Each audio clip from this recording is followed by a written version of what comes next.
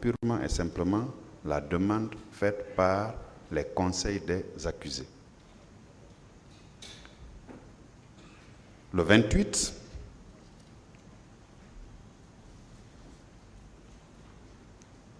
nous avons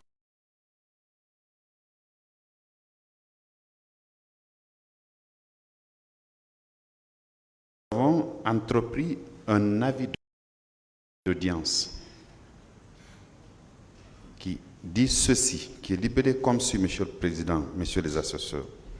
Le procureur de la République près le tribunal de première instance de Dixine porte à la connaissance des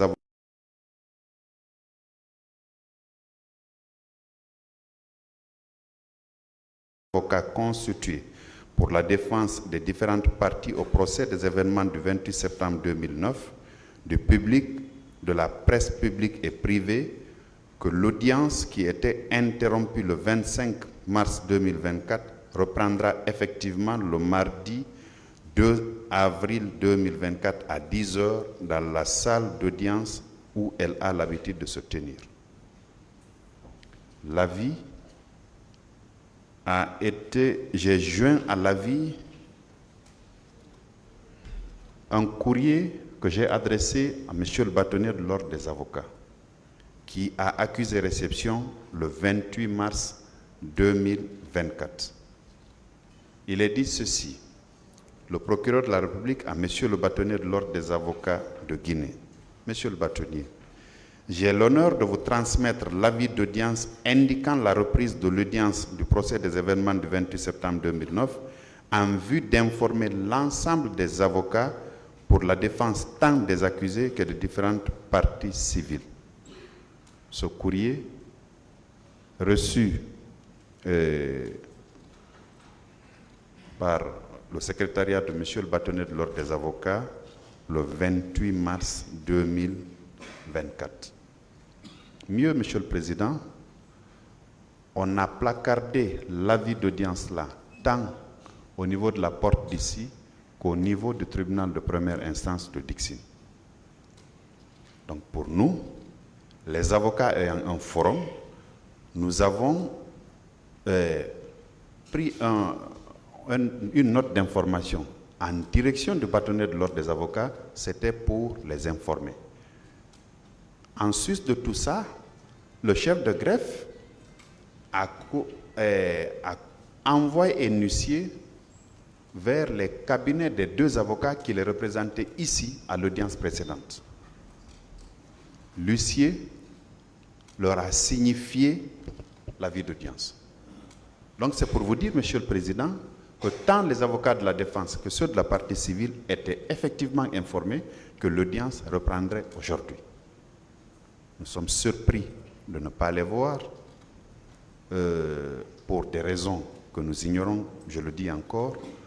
Mais Monsieur le Président, puisque ces accusés-là ont des droits que toutes les parties doivent absolument respecter, et vous avez dû suivre les déclarations de M. Blaise Koum qui disait de leur accorder la journée d'aujourd'hui, de demain, pour qu'ils puissent entrer en contact avec leurs clients afin que ces derniers reviennent. Donc, Monsieur le Président, nous vous faisons la même demande pour renvoyer la cause à lundi prochain. Advenue cette date, si les avocats ne viennent pas, on n'hésitera pas à vous demander d'appliquer les dispositions de l'article 384 du Code de procédure pénale parce que c'est un droit pour ces accusés d'être situés sur leur sort. Un procès a un début et une fin. Il faut que nous continuions ce procès, Monsieur le Président. Je vous remercie. Partie civile. Monsieur le Président, honorable assesseur, je pense qu'à la suite donc, du ministère public, il est clair que tout le monde a été informé de la reprise de l'audience ce matin. Malheureusement, la défense n'a pas daigné, en tout cas les avocats de la défense n'ont pas accepté de venir puisque c'était prévisible, Monsieur le Président. Nous l'avons toujours dit que les réelles motivations des avocats de la défense est à trouver ailleurs. Puisque aujourd'hui, sinon, l'obligation principale d'un avocat, c'est d'abord de se concerter avec son client pour entreprendre quoi que ce soit. Ils ne sont pas partis à ce procès. Ils assistent des accusés qui sont poursuivis pour des crimes très graves, Monsieur le Président. Donc, la moindre responsabilité aurait voulu qu'ils se concertent avec leurs clients. Ils sont en prison. Plutôt que de se concerter avec leurs clients, ils décident de prendre en otage ce procès. Mais je pense que cette entreprise est vouée à l'échec. Le ministère public a rappelé les dispositions de l'article 384. Si le lundi prochain, ils ne viennent pas, je pense que le tribunal demandera officiellement qu'une commission d'office soit faite afin que ce procès-là se termine. Parce qu'il est hors de question que, Monsieur le Président, que ce procès-là s'arrête à ce niveau. Il ira jusqu'au bout et ça, la défense doit l'entendre. Je vous remercie, Monsieur le Président.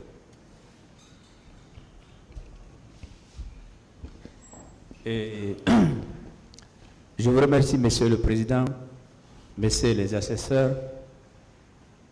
Moi, je prie le Créateur de la terre et des cieux qu'on réussisse ce procès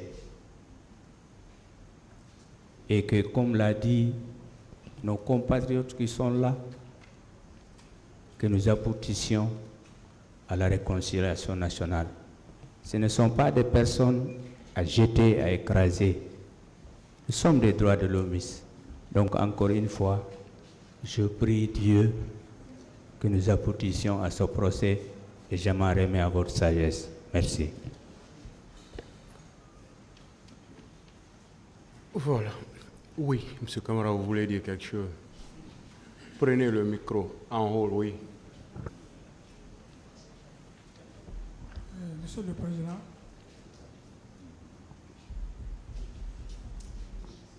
avec votre permission, je reprends la parole pour une seconde fois. Et vous vous souviendrez bien, puisque vous êtes professionnels, nous les accusés, nous ne sommes pas en mesure de vous opposer nos avocats au tribunal. Ce n'est pas normal.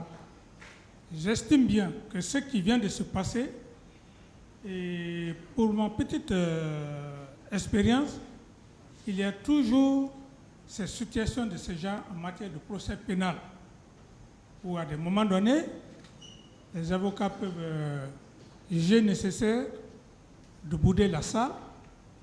Tout ça, ça se fait. Mais Monsieur le Président, Messieurs les assesseurs, c'est une doléance que je vous adresse personnellement et aussi à Monsieur le procureur et assesseur de nous permettre de rentrer en contact avec nos avocats. Sinon, ils ne sont pas de bonne foi. Non, ils ne sont pas de mauvaise foi pour ne pas nous défendre. Mais certes, il y a eu des anguilles de roche que vous ne devrez pas prendre ça en considération. On a tous suivi le débat, quand bien même qu'on n'est pas professionnel, mais on a suivi, vous avez pris une décision très sage. Cette décision, elle est vraiment sage, qu'on le veuille, oui ou non. Mais si à des moments donnés, il y a eu effectivement ce vide, j'estime que vous pouvez mieux comprendre nos avocats, parce que dans tous les procès du monde, il y a des cas qui peuvent survenir. C'est un de ces cas qui est aujourd'hui dans notre enceinte au niveau de votre juridiction. Donc très humblement, je vous demande une doléance et de nous donner la journée d'aujourd'hui afin qu'on puisse rentrer en contact avec nos avocats pour qu'ils puissent venir. Et un procès a toujours, disons, une fin. Je vous remercie, Monsieur le Président.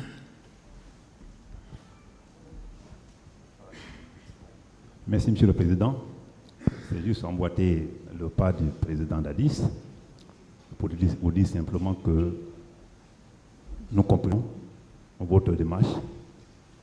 Nous comprenons aussi votre sérénité depuis le début, votre impartialité. Alors, on se connaît tous ici, on est tous des Guinéens, comme tantôt le grand frère Amidou Bari, qui est un doyen, a toujours répété ici, le bien fondé, l'objectif réel de ce procès, nous le savons tous. Sinon, le Sékou Touré à Doumbouya, il y a trop de problèmes. La Guinée a connu beaucoup de choses.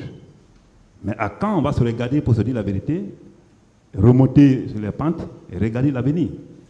Je pense que c'est l'objectif, l'un des objectifs essentiels de ce procès. Il a toujours répété ici. Et comme il a dit, votre décision ne nous a pas paru compliquée. Nous sommes dans un procès, le débat continuel. Nous sommes prêts, on est tous prêts. Moi-même, personnellement, voilà mes préparations pour la confrontation. Pour vous dire simplement qu'on était vraiment prêts ce matin pour venir faire face à cette étape de la procédure. Mais aujourd'hui, qu'on le sache, qu'on le veuille ou pas, les Guinéens seront tenus obligés de se donner la main pour faire face au développement socio-économique de ce pays. Moi, j'étais à Zérékoé en 2013, je vous ai rappelé ça une fois ici, et 350 morts en 4 jours. Tout le monde a suivi ça ici. Les gens qui viennent là, l'ONU là, tout, ils étaient avec nous là-bas. Mais aujourd'hui, le procès du 28 septembre, c'est un procès thématique. Aujourd'hui, c'est un procès qui a été entendu par tout le monde, par tous les Guinéens. Ceci dit, finir ce procès, ça va nous faire déboucher. Vers où? Vers la paix, vers la réconciliation, comme le doyen a toujours dit. Et je pense que c'est votre raison d'être ici. Une fois encore, moi je pense que, même pas nous, le procureur ou d'autres instances judiciaires, sait qu'est-ce qu'il faut faire pour contacter les avocats là. On ne peut pas, il s'agit, comme je vous ai dit, qu'il faut que vous vous impliquiez tous pour qu'ils reviennent à le meilleur sentiment et pour que nous puissions continuer ce débat. Certainement, comme le procureur a dit, il a consulté l'ordre des avocats. Je pense que c'est une piste encore favorable, qu'il faut encore reconsulter pour que cet ordre-là puisse joindre nos avocats qui viennent nous voir. Parce qu'on n'a pas de téléphone, ça, il faut le connaître. Et vous voyez, que cet ordre-là, aujourd'hui même, que les avocats puissent venir nous voir et qu'on leur dise, à cause de nous, allez au procès. Nous voulons vraiment que ça finisse. Le procès de Laurent Baer, 45-46, et après quelques mois, et c'est fini. Et vous voyez, quoi qu'il arrive un jour, vous et moi, le procureur et moi, ou d'autres avocats ici, on va se regarder dans la rue, on va se saluer à frère. Nous sommes appelés à ça. Donc, une fois encore, nous vous demandons de bien vouloir mettre tout ce que vous voulez mettre dans la balance pour que nos avocats reprennent le débat et pour que nous finissions avec ce procès. Je vous remercie. Voilà, merci aux uns et aux autres. Ah, il y a un avocat qui est là.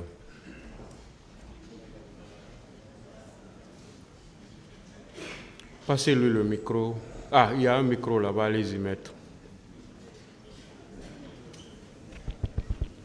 Allô? Allô?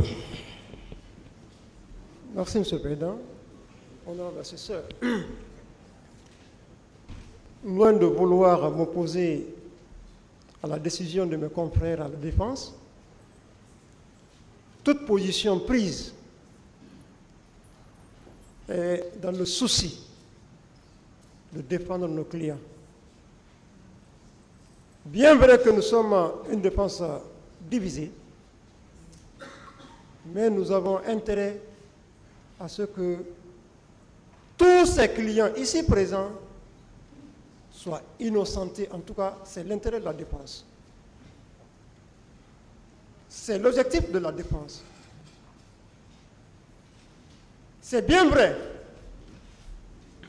que la décision était de bouder, mais moi je me dis, je ne prendrai pas de risque que toute décision soit prise derrière moi. C'est pourquoi je viens de vive voix porter la voix de mes clients pour nous faciliter notre tâche de défense vu le temps que nous avons déjà passé en détention. 16 ans pour certains, 14 ans pour d'autres. Nous n'aimerions pas, pour une raison ou une autre, revenir à un autre procès, revenir à autre discussion dissidente qui pourrait davantage nous retarder dans notre défense. Il y a eu de trop de temps passé en détention, M. le Président. Je tenais, c'est ma raison d'être ici, à cette audience. Je ne viens pas, étant là seul, que l'audience puisse se tenir. Je ne peux pas. Je ne peux pas. Mais je tiens à dire au tribunal de voir que mes clients ont souffert, de s'entendre avec la défense, de comprendre la défense. C'est ce que nous voudrions. Je ne porte pas le message de la défense, mais c'est ma volonté. C'est ma volonté qu'on s'entende, qu'on vienne à de meilleurs sentiments, M. le Président. Je ne veux pas rentrer dans d'autres détails de procédure, mais c'est ce que je tenais à déclarer. Voilà ma position, M. le Président. Merci, maître. Voilà. Le tribunal a entendu tout le monde. Et vous savez, depuis le début de ce procès, ce tribunal a tout fait pour que on a commencé ensemble ce procès, pour qu'on puisse terminer ensemble ce procès. Vous savez, ce procès n'appartient pas à ce tribunal, c'est-à-dire cette composition, moi et mes assesseurs. Ce procès, ce n'est pas pour nous. Nous ne faisons que notre travail. Nous rendons que la justice au nom du peuple de Guinée. Quand Maître dit qu'il faut qu'on s'entende et qu'il faut qu'on revienne à de meilleurs sentiments pour pouvoir continuer, ce tribunal n'a de problème avec personne, à ce que je sache. En tout cas, pas avec la défense. Parce que nous ne savons pas. D'habitude, la défense, le lundi passé, la défense nous a envoyé des représentants, 2 représentants, pour venir nous dire ce que toute la défense pensait. Elle avait demandé un sursis à statuer. Elle avait fait un recours devant la cour d'appel. Et ce jour, toutes les 2 parties se sont opposées, c'est-à-dire le ministère public et la partie civile se sont opposés. Mais le tribunal a suivi la défense en ordonnant un sursis à statuer jusqu'à ce que la cour d'appel se prononce sur la requête déposée par la défense. Parce qu'on s'est dit que nous, tribunal, on ne peut pas être juge de notre propre décision. Certes, on a rendu une décision, quelle que soit l'appellation qu'on peut la donner, mais c'était une décision. Et si une partie n'est pas d'accord, on ne peut pas juger notre propre décision. On a des juges qui sont au-dessus de nous. Donc c'est pourquoi nous avons décidé ce jour de sursoir à statuer. Quelques jours après, la cour d'appel a rendu la décision. Et M. Marcel Guilavogui vient de dire qu'il a appris que la cour a rejeté. Je ne sais pas, il a appris de qui, mais effectivement, la cour a rejeté. Et quand M. Kamara Moussa Dadis dit qu'un de ses conseils lui aurait dit que la décision ne leur a pas été notifiée, certes, c'est vrai que vous n'êtes pas de la matière, vous ne le savez pas, mais quand une partie saisit un juge d'une requête, moi je suis un juge, je réponds aux requêtes en longueur de journée. Quand on saisit un juge d'une requête, ce n'est pas le juge qui notifie la réponse, c'est la partie même qui vient vers le juge. Ce n'est même pas vers le juge, c'est au greffe. C'est la partie même qui vient chercher, les avocats sont dans la salle, ils le savent. Ce n'est pas le juge qui appelle la partie pour dire « Venez, on a rendu une décision ». À partir du moment où c'est vous qui avez saisi le juge d'une requête, c'est vous qui venez encore pour connaître la suite. C'est comme ça que ça se passe. On n'invente rien. Tout le monde le sait. Les avocats de la partie civile, les avocats de la défense, tout le monde sait que c'est comme ça que ça se passe. J'ai beaucoup de requêtes en ce moment sur ma table, ici au bureau, que j'ai traitées. Quand je vais finir de traiter, que j'accède ou bien que je rejette, ce sont les parties qui viennent chercher. On ne notifie jamais, jamais, ça ne s'est jamais fait, ça n'existe jamais dans la législation guinéenne. Je dis jamais, ça n'existe pas, nulle part. Donc si un conseil dit on ne m'a pas notifié, une requête, une ordonnance qui a été rendue sur la base d'une requête, ça ne s'est jamais fait. C'est la partie qui a demandé, c'est cette partie qui vient encore chercher la réponse.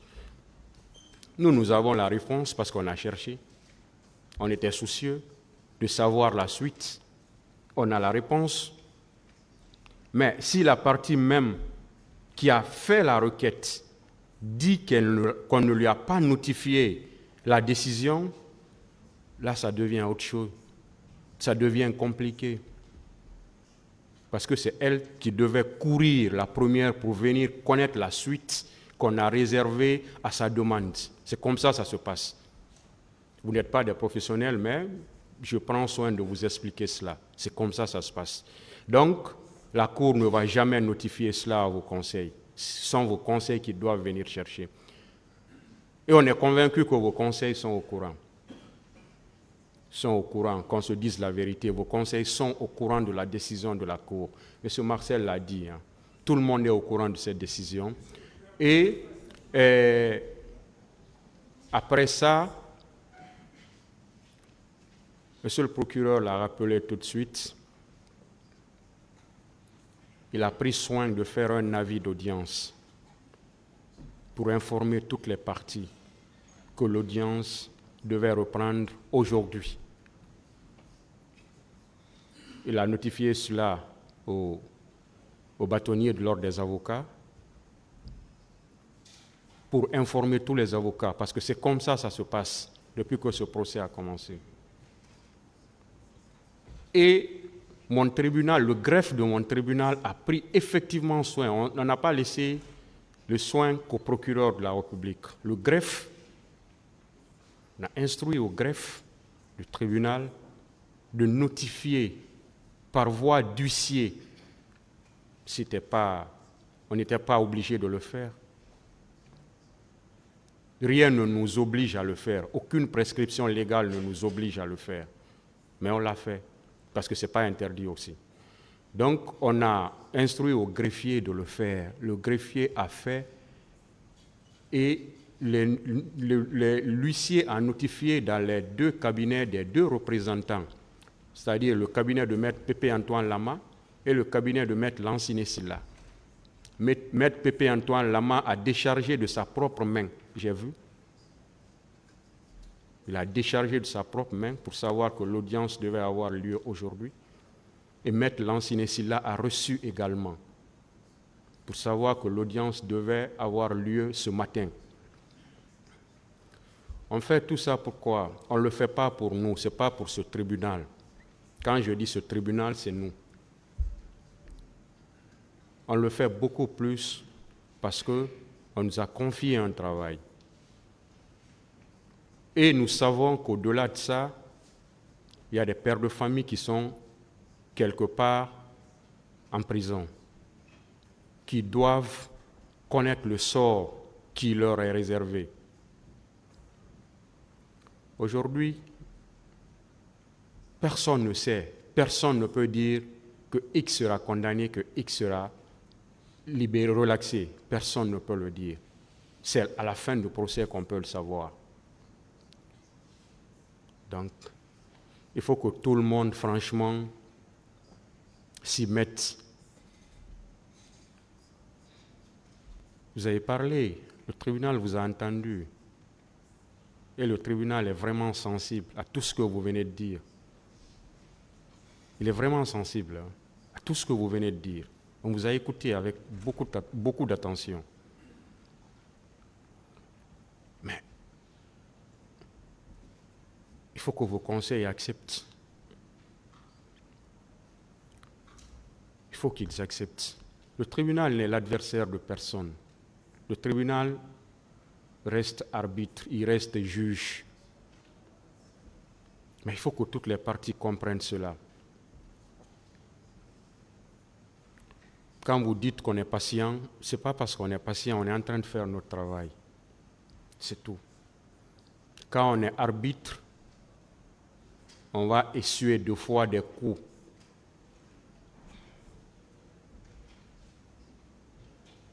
Mais on se dit qu'on est arbitre. L'arbitre ne se fâche pas. L'arbitre ne s'énerve pas.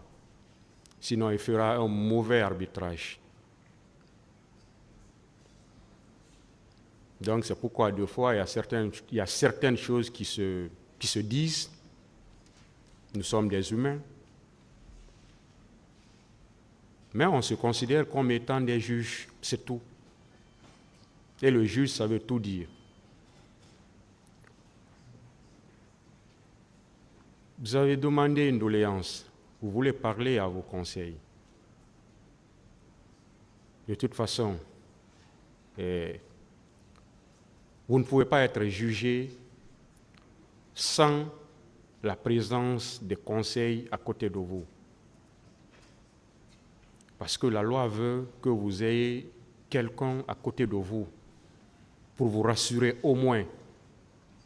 C'est pourquoi la loi va jusqu'à dire, de façon exceptionnelle, l'article 385, que vous pouvez même vous faire assister par un ami. Tellement la loi ne veut pas que vous soyez jugé seul en matière criminelle. Peut-être quand vous avez à côté de vous un ami, ça peut vous rassurer. Vous ne vous sentirez pas seul. Mais ça, c'est à titre exceptionnel. Pendant tout le temps que vous pouvez avoir des conseils professionnels, vous pouvez les avoir. C'est seulement quand on ne peut pas du tout que la loi vous autorise à avoir des amis à côté de vous. Tout ça, c'est pour ne pas que quelqu'un reste en prison sans qu'il ne soit jugé. C'est tout. Ça nous fait 1 an, 6 mois. On n'est pas en train de calculer. Un procès pénal prendra le temps que ça prendra. Nous, on n'est pas pressés. Ça prendra le temps que ça doit prendre. L'essentiel, c'est la décision. On n'est pas pressés, nous, tant qu'on est en train de faire notre travail. Mais il ne faut pas que des mesures dilatoires nous retardent inutilement. Il ne faut pas qu'on perde du temps inutilement, alors qu'on pouvait mettre ce temps à profit pour pouvoir faire quelque chose. La semaine passée, on a perdu toute la semaine. Cette semaine, si on doit perdre encore cette semaine, vous voyez ce que ça fait.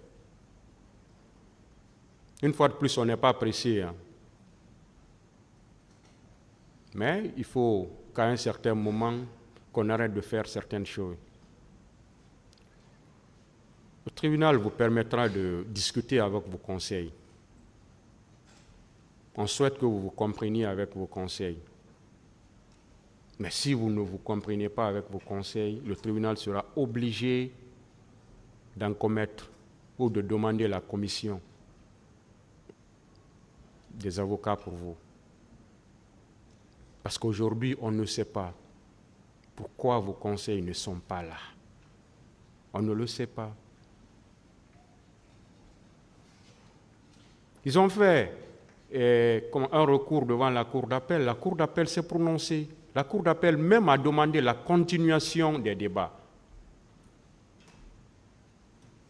La décision est là. Elle est claire. Elle a demandé la continuation des débats.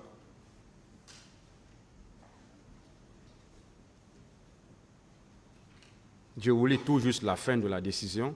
Rejetons la requête aux fins de l'examen immédiat de l'appel formé contre le jugement du 20 mars 2024 rendu par le tribunal de première instance de Dixine, joignant au fond la demande du ministère public tendant à la requalification des faits poursuivis contre M. Moussa Dadis Camara, C.C. Raphaël Abba et autres. Ordonnons la continuation des débats. Disons que le dit appel sera examiné en même temps que l'appel qui pourrait être formé comme le jugement sur le fond. Conakry, le 27 mars 2024, le premier président de la Cour d'appel. Vous voyez, c'est clair. Les débats devaient vraiment reprendre aujourd'hui. On ne sait pas pourquoi vos conseils ne sont pas là. Donc, on va vous donner le temps de parler avec vos conseils, comme vous l'avez demandé. On veut bien que vous vous entendiez. On veut bien que ces débats-là puissent continuer. Parce que jusqu'à présent, aucune décision n'a été prise encore. Jusqu'à présent, personne n'est coupable encore. Jusqu'à présent, personne n'est innocent encore. Pourquoi on ne va pas continuer ces débats pour aboutir à une décision? Pourquoi? En tout cas, on se pose ces questions-là. On ne sait pas ce que le tribunal a fait aujourd'hui pour que les avocats puissent bouder la salle d'audience. On ne le sait pas. Ce n'est pas parce que personne n'est là pour le dire. Le seul conseil qui est là, il ne l'a pas dit. Lui-même, il a décidé de venir. Et lui-même, il a dit que les autres ont décidé de bouder. De bouder pourquoi? Personne ne sait. Pendant ce temps, vous êtes là, vous voulez savoir le sort qui vous est réservé. Vous voulez le savoir. Vous êtes plus pressé que n'importe qui à le savoir aujourd'hui. Voilà. Pas même. Vous êtes plus pressé que le tribunal même aujourd'hui pour le savoir. Il y a des parties civiles qui sont là, qui ont attendu pendant longtemps pour que ce procès ait eu lieu. Ce procès est là aujourd'hui. Et si, pour des raisons qu'on ne connaît même pas, on est bloqué, on ne sait pas. Donc c'est pourquoi, une fois de plus, on va vous demander à discuter avec vos conseils. Le tribunal voulait renvoyer cette affaire à la date de demain.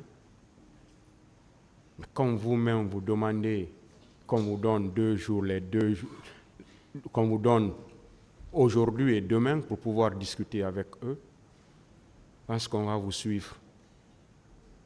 Sinon, nous, on renvoyait à la date de demain. Mais on va vous suivre. Voilà.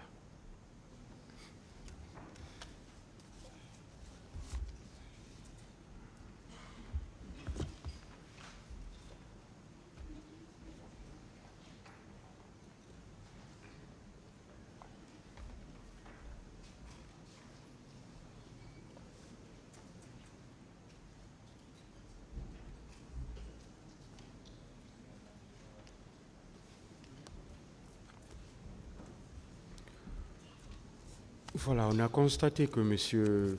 Diakité n'est pas là. Est-ce que le ministère public en sait quelque chose?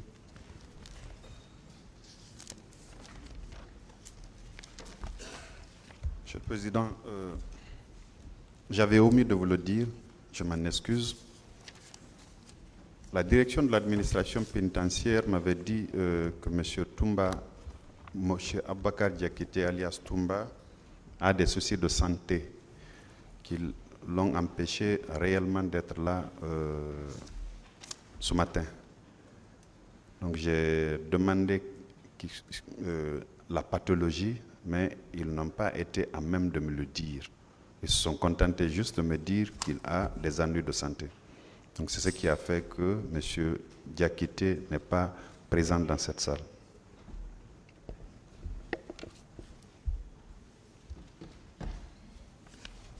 Peut-être d'ici là, il se remettra aussi. On lui souhaite une meilleure santé.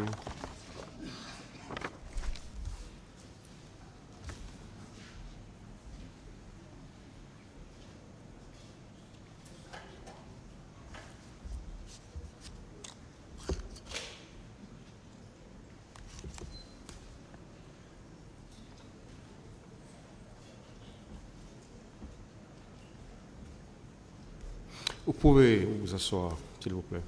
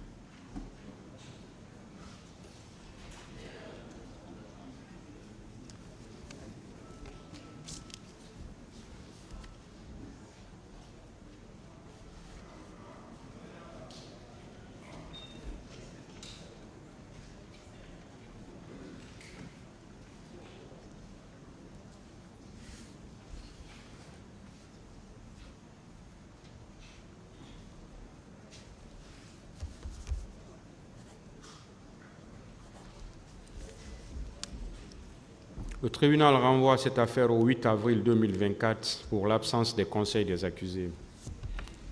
L'audience est levée.